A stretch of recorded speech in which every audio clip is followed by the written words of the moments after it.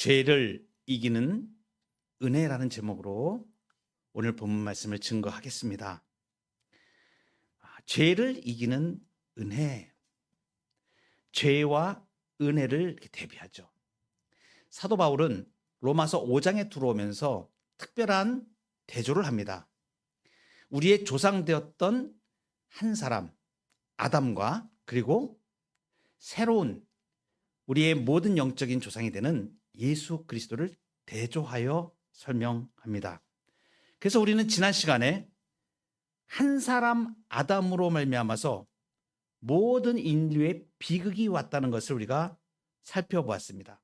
한 사람 아담으로 말미암아 죄가 세상에 들어오고 죄로 말미암아 사망이 들어왔습니다. 죽음이 온 것입니다. 그래서 지난주에 우리가 육체의 죽음과 영적인 죽음과 영원한 죽음에 대해서 깊이 있게 우리가 그것을 보았습니다. 그 죽음을 생각하면 우리가 얼마나 두렵고 떨림과 공포가 엄습해 오는지 모릅니다. 정말 무시무시합니다.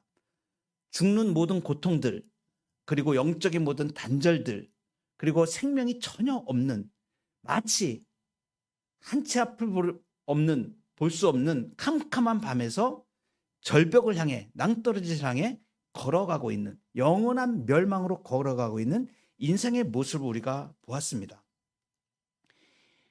그래서 이 죄가, 사망이, 죽음이 왕노릇하는 우리의 삶의 현실은 너무나 비참합니다. 그런데 이 사망이 왕노릇하는 이 모습은 우리가 멀리서 찾을 필요가 없습니다. 사실은 우리 가까이에 있습니다. 우리 모든 분들이 도시에, 우리가 사는 이 도시의 새벽에 거리를 나가보면 그 사망이 왕노릇하는 모습을 적나라하게 볼 수 있습니다. 밤새도록 인생의 절망과 공포 속에서 술에 쩔어 있는 사람들이 새벽에 진짜 인생의 방향을 잃고 길바닥에 너부러져서 헤매는 모습을 보지 않습니까? 혹시 새벽 기도로 오시거나 이른 아침 출근길에 거리에 나가셔서 술에 취해 인사불성이 된 사람들 보신 적 없으신가요? 많이 있으시죠? 저는 새벽에 종종 거의 매일인 것 같아요. 교회 앞에 건물 한 귀퉁이에서 쭈그려 앉아있는 한 젊은 여성을 거의 매일 만납니다. 담배를 피우고 있는 거예요. 쭈그려 앉아서. 그런데 그 얼굴에 얼마나 자기 인생의 이 삶에 있는 모든 인생의 괴로움을 다 짊어진 것 같은 그런 모습으로 얼굴에는 웃음기 하나 없이 허공을 향해서 한숨을 내쉬면서 그렇게 쭈그려 앉아있는 사람을 자주 목도합니다.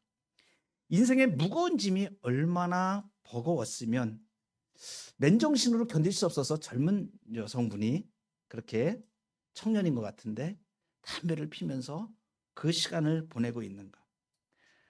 헝클어진 옷매무새와 허공을 향해서 뿜어대는 그 한숨, 그리고 그 영혼이 절규하는 그 목소리가 마치 들리는 것 같은 비참함을 날마다 아침마다 우리가 보게 됩니다. 우리는 보통 그러한 사람들을 보면 혀를 차거나 구제불능이라고 고개를 돌리기도 합니다. 도저히 회복이 불가능해 보입니다. 저 사람 제대로 살 수 있을까? 저러다가 인생 절망에서 조만간에 자기 목숨을 끊는 대로 가지 않을까? 비참하게 보이죠. 그런데 사실 우리 주변에 나타나는 그러한 모습들을 우리가 보다 보면 불과 얼마 전에 우리의 모습도 그러했다는 것을 보게 됩니다.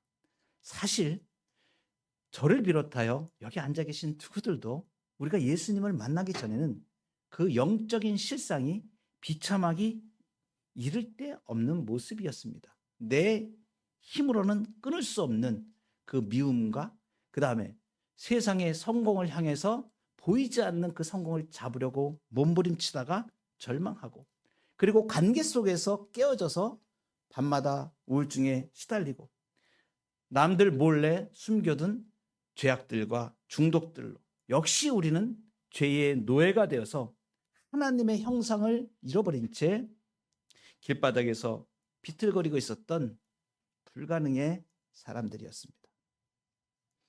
저도 지금 제가 목회자로 지금 이 자리에 서서 여러분들에게 말씀을 증거하고 교회의 말씀을 증거하는 그러한 입장에 있지만, 저도 젊었을 시기에 바로 지금 비참하게 설명드린 그러한 모습이 동시에 저에게 있었던 그런 불쌍한 사람이었던 것을 기억합니다.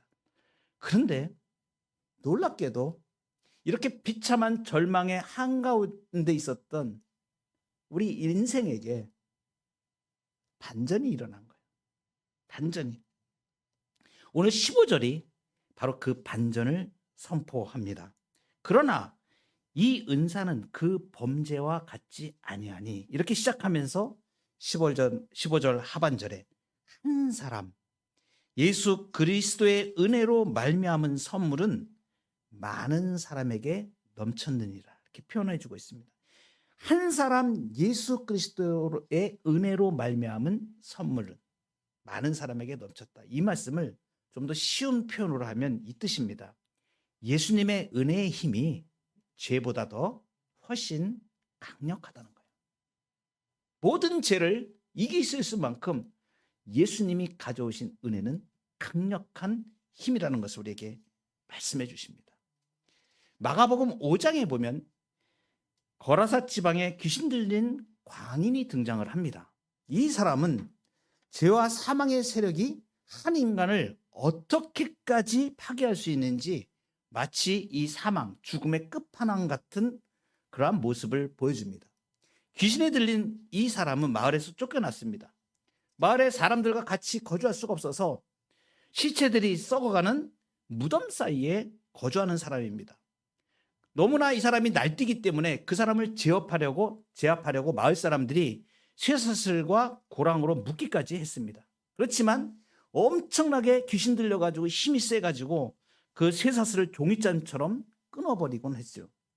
밤낮으로 무덤 사이에서 소리를 지르면서 날카로운 돌로 자기 몸을 자해를 합니다. 온 몸이 피투성이가 돼가지고 짐승처럼 부르짖는 그 사람을 보면서 마을에 있는 모든 사람들이 두려움에 떨었습니다. 그리고 말하죠. 저 사람은 끝났어. 아무도 저 사람을 통제할 수 없어. 불가능이야. 그것이 세상이 내린 결론이었습니다. 그런데 어느 날 그 거라사 땅에 예수님이 배를 타고 내리십니다. 어떤 일이 벌어집니까? 성경은 놀라운 장면을 기록합니다. 그 난폭했던 광인, 수많은 사람을 공포에 몰아넣었던 그 어둠의 세력이 예수님을 보자마자 달려와서 예수님 앞에 엎드려집니다. 절합니다. 지극히 높으신 하나님의 아들 예수여, 원하건대 나를 괴롭히지 마옵소서. 보십시오. 온 마을 사람들을 벌벌 떨게 했던 그 강력한 악의 세력이 예수님 앞에 벌벌 떨고 있습니다. 한 영혼을 무참하게 유린했던 그 사망, 귀신, 마귀의 세력이 생명의 왕이신 예수님 앞에서 떠나가는 역사가 일어난 겁니다. 예수님이 말씀 한마디로 그 더러운 귀신을 쫓아냅니다. 그리고 그 사람을 온전케 하셨습니다. 여러분, 우리가 볼 때는 죄는 태산처럼 커 보이고, 그리고 사망의 세력, 죽음의 세력은 정말 어떻게 내가 할 수 없는 그러한 무게로 다가오는 현실이 우리가 살고 있는 현실입니다. 그러나 예수 그리스도의 생명이 들어갈 때에 그 모든 저주와 사망과 죽음이 떠나갑니다. 이것이 복음입니다. 저도 그 예수 그리스도를 만나서 저의 삶에 있었던 죽음이 다 떠나가고 생명의 은총으로 정말 하나님 나라와 하나님의 영광을 보게 되었고, 예수 그리스도로 얻은 그 생명으로 저의 새로운 피조물이 되어서 내 영과 혼과 온 몸이 우리 하나님을 향하여 준비된 자로 바뀌게 돼요. 하나님의 생명의 은총을 공급받아서 볼 수 없었던 것을 보게 되었고, 그리고 하나님께서 어떻게 나의 삶에 기적 같은 역사를 이루시는가를 보게 되었습니다. 여러분, 기적이 다른 데 있지 않습니다.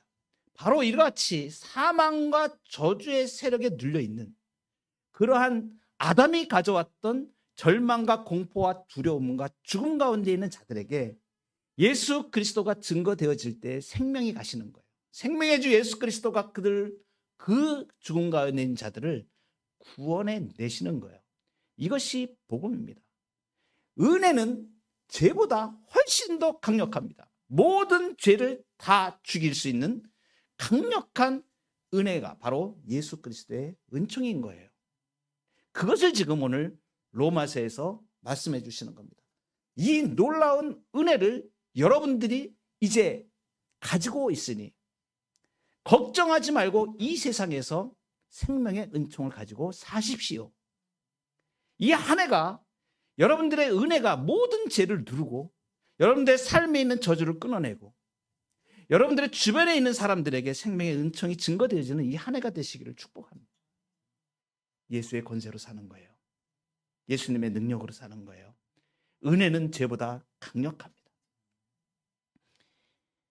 예수님의 은혜가 이 아담이 가져온 이 죄와 죽음을 제압하고 충분히 남을 만큼 그렇게 강력한 이유가 어디에 있는가?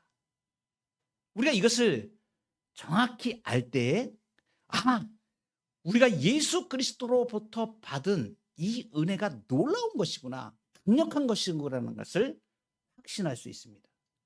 예수님이 가져오신 은혜, 그것은 어떻게 이 아담의 모든 죄악을 다 꺾을 수 있을 만큼 강력한 것인가? 그것을 18절과 19절에서 오늘 우리에게 말씀해 주십니다. 18절에는 한 의로운 행위라고 말합니다. 쉽게 말씀드리면 예수님이 이 땅에 오셔서 한 의로운 행위를 하셨다는 거예요.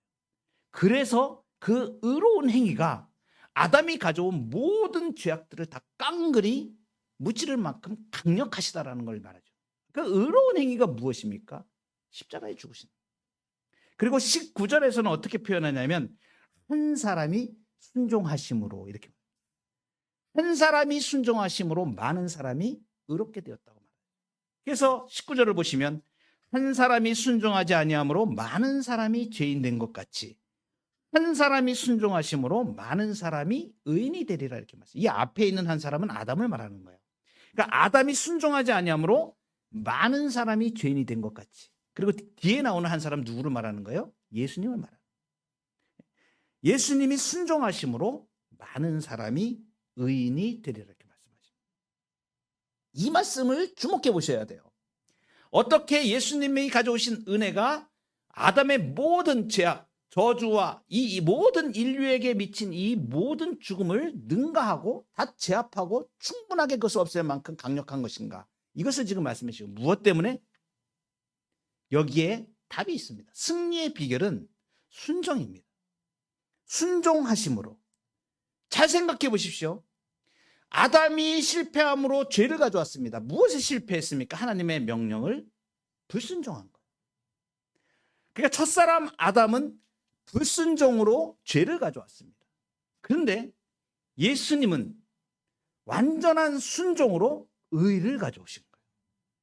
그 예수님이 가져오신 의가 아담이 가져온 모든 죄를 다 덮을 수 있을 만큼 능력이 되는 것은 바로 순종 때문입니다. 아담이 범죄했던 장소는 에덴 동산이었죠. 부족함이 없었습니다. 배고픔도 추위도 없었습니다. 사방에 먹을 것이 가득했고 완벽했죠, 환경도.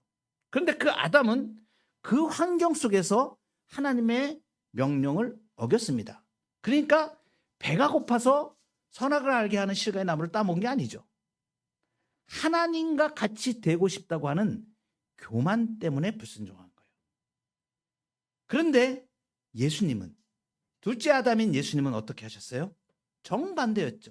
겟세마네 동산에서 철저한 고독이 찾아왔을 때 환경은 죽음을 앞두고, 십자가의 죽음을 앞두고 진노의 잔이 앞에 놓여 있었던 환경이었습니다.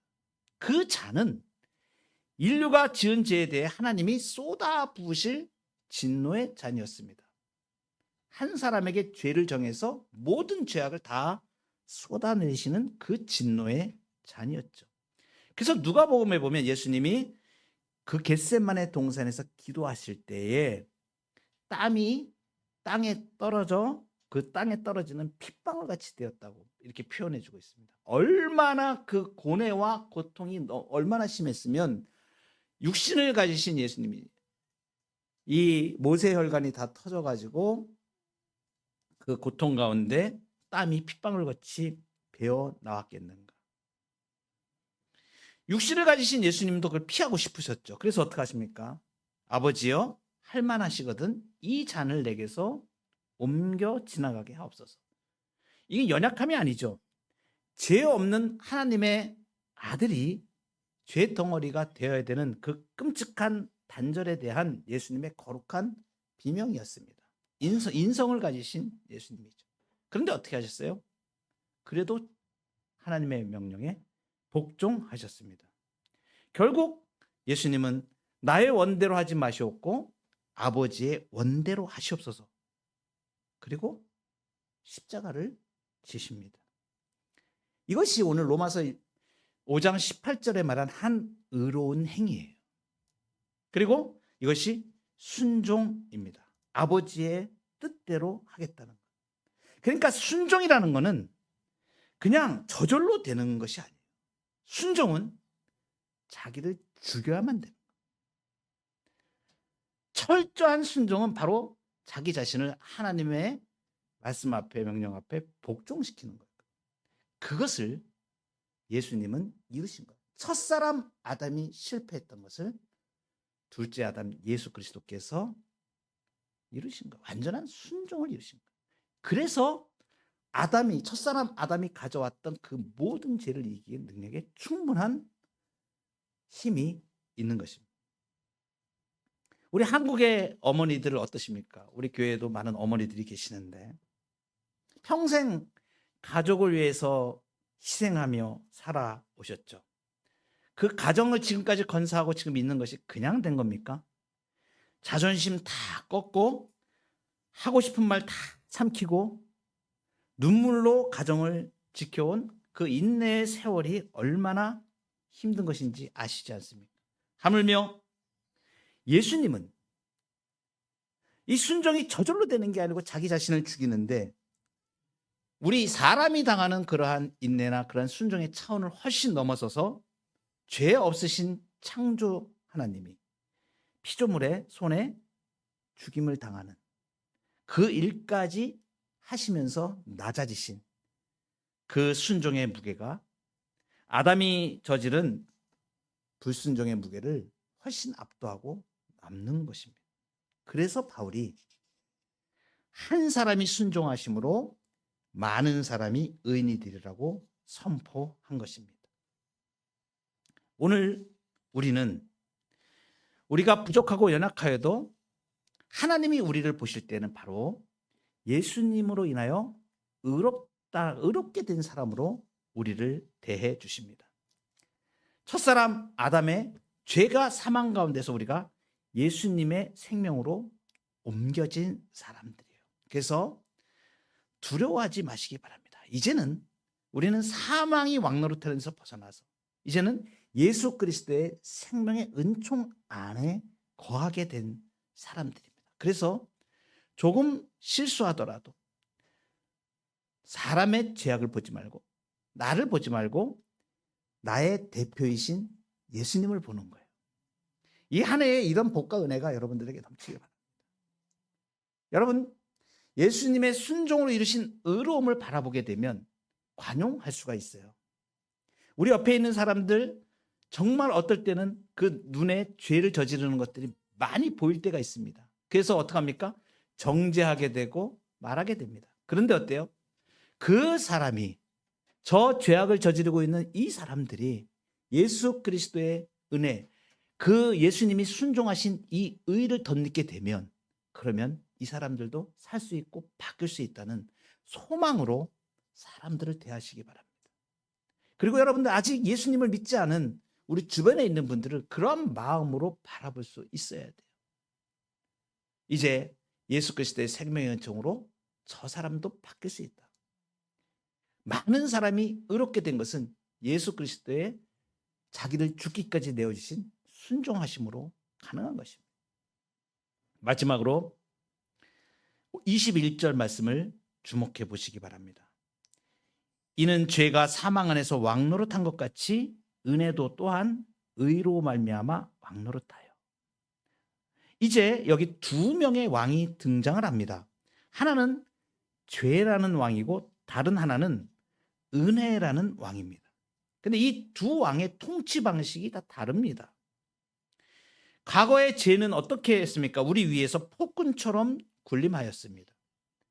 죄가 사망 안에서 왕노릇했다 그러지 않습니까? 그러니까 이것은 뭐냐면 죄가 사람을 다스리는데 사망이라는 방편을 가지고 왕노릇한 거예요. 그 대표적인 현상을 아까 앞에서 말씀드렸습니다.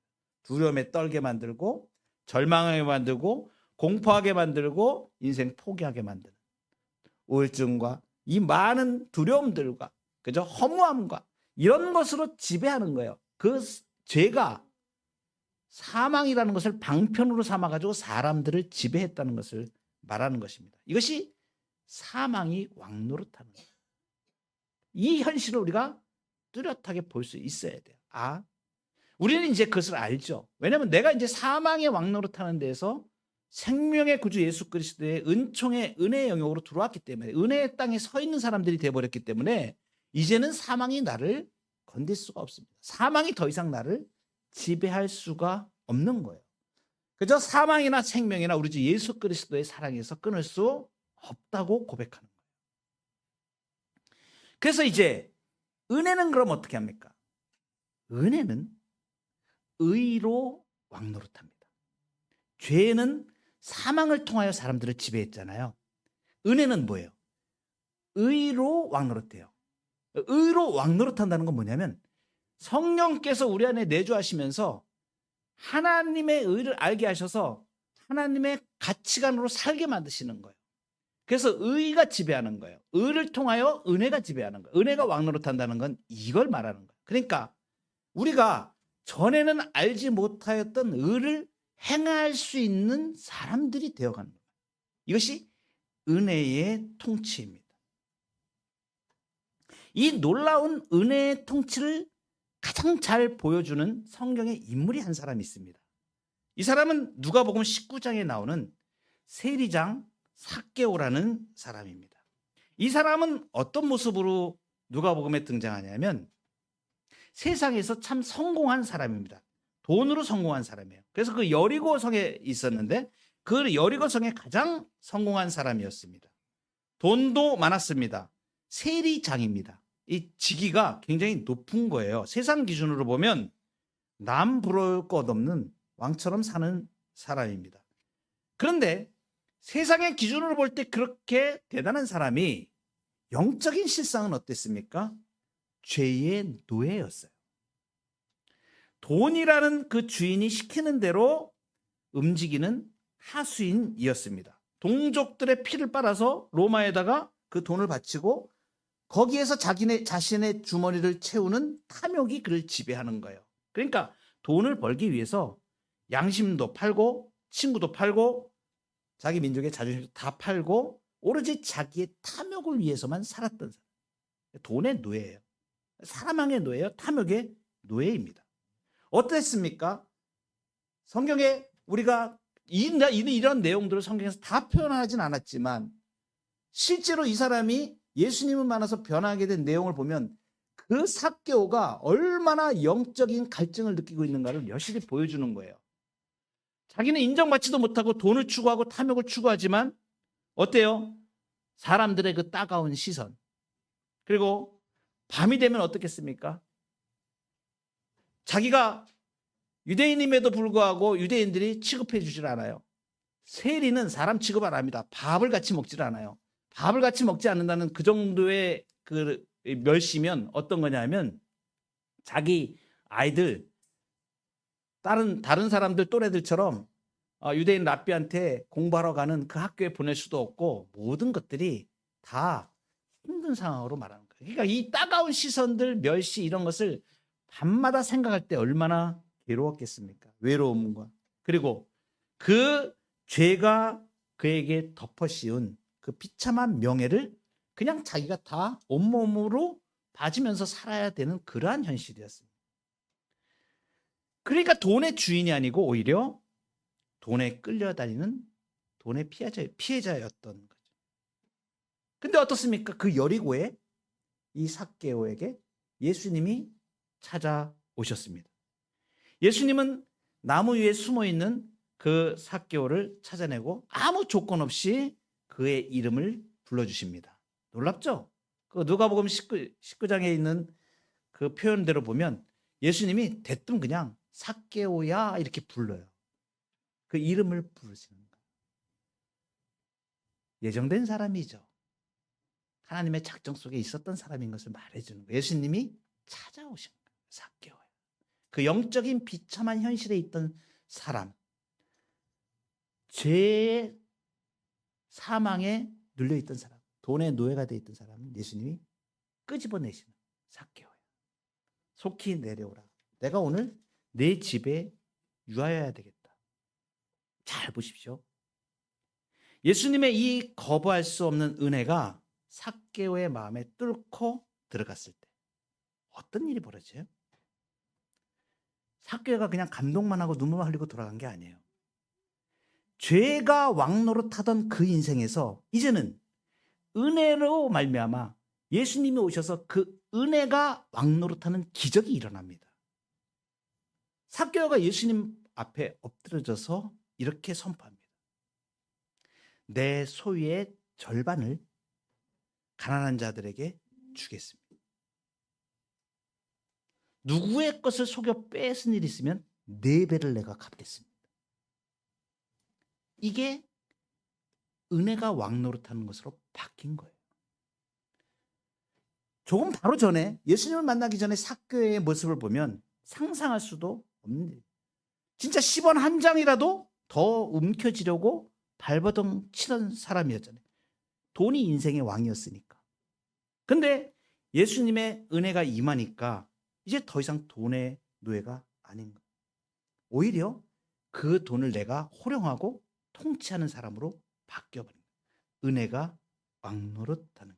그래서 물질을 가난한 자들에게 흘려보내고 자신의 잘못을 4배로 갚겠다고 하는 의로운 행동을 하는 거예요. 은혜가 의를 통하여 역사하는 거예요. 은혜가 의를 통하여 왕노릇하는 거예요. 그러니까 우리가 의로운 것이 무엇인지를 몰랐던 우리 인생들이 예수 그리스도를 만나게 되면 의로운 것들이 무엇인지를 알고 그것을 행하는 사람으로. 이것이 은혜가 왕노릇하는 거예요. 여러분 지금까지 여러분의 삶을 무엇이 지배했습니까? 돈입니까? 자식 걱정입니까? 아니면 과거의 상처나 열등감입니까? 그것이 여러분을 끌고 다니도록 내버려 두지 마십시오. 이제는 은혜가 왕노릇하도록 은혜의 길, 은혜가 우리를 이끄는 대로 의를 행하는 죄의 피해자로 살 운명이 아닌 것을 말해요. 그래서 예수 그리스도, 살아계신 예수 그리스도의 은혜를 의지하면, 은혜가 왕노릇하면 우리는 환경을 탓하는 자리에서 일어나게 됩니다. 은혜가 왕노릇하면 우리는 미워하는 사람을 용서할 수 있는 사랑의 왕이 됩니다. 은혜가 왕노릇하면 인색하던 손이 펴져서 이제는 섬김의 왕이 됩니다. 우리 교회, 우리 집사님들, 우리 권사님들처럼 말입니다. 그렇게 의로운 삶을 살아가면서 우리는 마침내 21절의 결론처럼 영생에 이르게 되는 것입니다. 말씀을 맺겠습니다. 한 사람 안에서 우리는 죄의 피해자였고 사망의 종이었습니다. 근데 이제는 예수 그리스도 안에서 우리는 은혜의 수혜자가 됐고 은혜가 우리를 통치하는 의로운 길로 우리를 이끄셔서 우리가 은혜의 통치를 받는 은혜의 땅에 사는 사람들이 되었습니다. 죄보다 은혜가 훨씬 강합니다. 새로운 피조물로 우리를 바꾸어 가시는 성령의 능력이 강하십니다. 훨씬 더 강하십니다. 죄에 대해서 두려워하지 말고 2026년도 한 해 동안에 은혜가 왕노릇하는 저와 여러분의 삶이 되기를 축복합니다.